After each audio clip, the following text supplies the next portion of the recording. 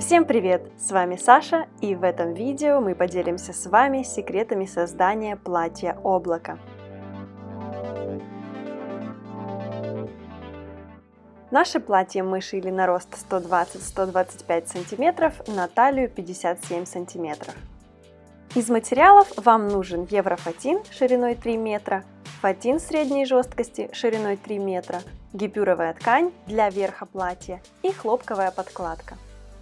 Еврофатин мы использовали для рюшей, потому что он мягкий и легко присобирается.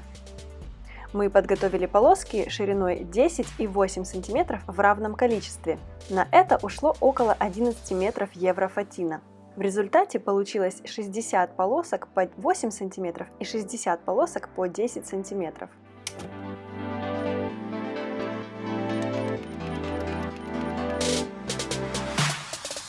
С помощью швейной машинки прокладываем строчку посередине каждой полоски и присобираем их в рюши.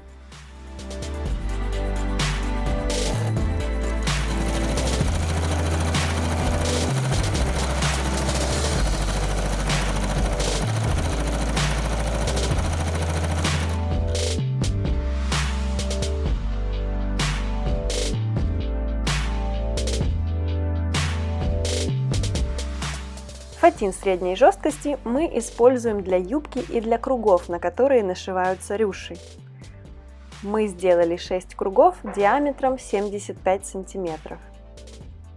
Нашиваем рюши по краю круга друг на друга. Снизу рюш шириной 10 см, сверху на него рюш шириной 8 см.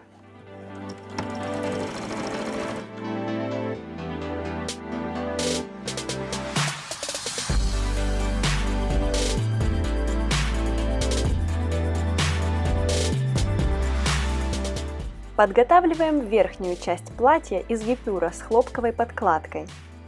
Также выкраиваем юбку солнцеклёш. Расчет производим для талии 57 см плюс 30 см для пышности. Также выкраиваем подкладку для юбки из хлопка для талии 57 см. Нашиваем рюши по краю фатиновой юбки основы и соединяем с верхом. Длина юбки 75 см. Далее наша задача пришить круги с рюшами к юбке основе. Делаем это в шахматном порядке. Немного отступаем от середины круга, чтобы рюши красиво ложились по юбке. Пришиваем их не за центр круга, а немного отступаем от него, чтобы одна сторона расположилась выше другой. Места, за которые фатиновые круги пришиваются к юбке, можно украсить с помощью красивых нашивок.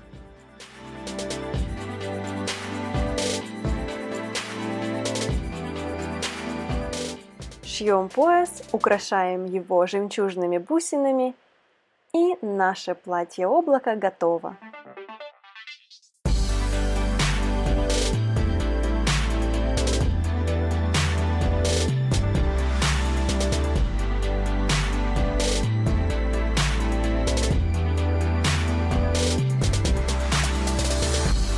Если вам понравился этот обзор, ставьте палец вверх и подписывайтесь на канал. До новых встреч!